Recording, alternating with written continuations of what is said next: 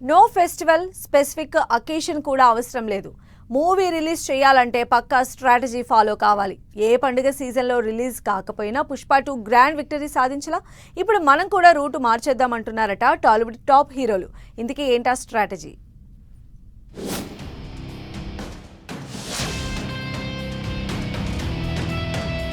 తెలుగు స్టేట్స్లో ప్రతి వారం ఏదో ఒక సినిమా రిలీజ్ అవుతూనే ఉంటుంది. కానీ సంక్రాంతికి రిలీజ్ అయ్యే సినిమాలకే ఓ రేంజ్ ఉంటుంది. అదే స్ట్రాటజీతో పోటీ పడి మరీ పొంగల్ బరిలోకి దిగుతారు ప్రొడ్యూసర్లు. ఒకేసారి 2-3 మూవీస్ రిలీజ్ అవడం, నెగటివ్ టాక్తో ఏదో సినిమా బాక్సాఫీస్ దగ్గర బోల్తా కొట్టడం కామన్ అయిపోయింది. అందుకే రూటు మార్చాలనుకుంటున్నారట టాలీవుడ్ టాప్ హీరోలు. సంక్రాంతి బరిలో కాకుండా సోలోగా ప్రేక్షకుల ముందుకు రావాలని భావిస్తున్నారట.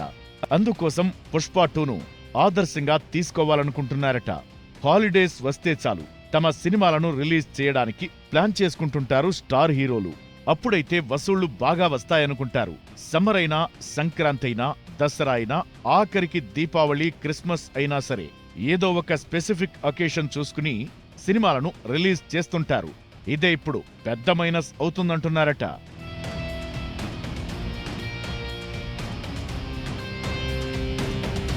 హాలిడేస్ ఉన్నప్పుడు, పండుగల సీజన్లో ఒకేసారి 2-3 స్టార్స్ సినిమాలు రిలీజ్ అయితే అసలుకే మోసం వస్తుందని జాగ్రత్త పడుతున్నారట. ఒక్క షోకే నెగిటివ్ టాక్ వస్తే ఇక మరో షోకి థియేటర్లు ఖాళీగా కనిపిస్తున్నాయని, అసలు కలెక్షన్స్ రావడం లేదట. తమ హార్డ్ వర్క్, టైం వేస్ట్ అవుతున్నాయని స్టార్ హీరోలు ఫీల్ అవుతున్నారట. పుష్ప 2 డిసెంబర్ 5న రిలీజ్ అయింది. అప్పుడు హాలిడేస్ లేవు. అయినా కూడా 2000 కోట్లకు రీచ్ అవుతోంది. అందుకే సోలోగా రావడమే మంచిదని, ఇలా అందరూ కలిసి ఒకేసారి వచ్చి నష్టపోవడం తప్ప మరోటి లేదంటున్నారు.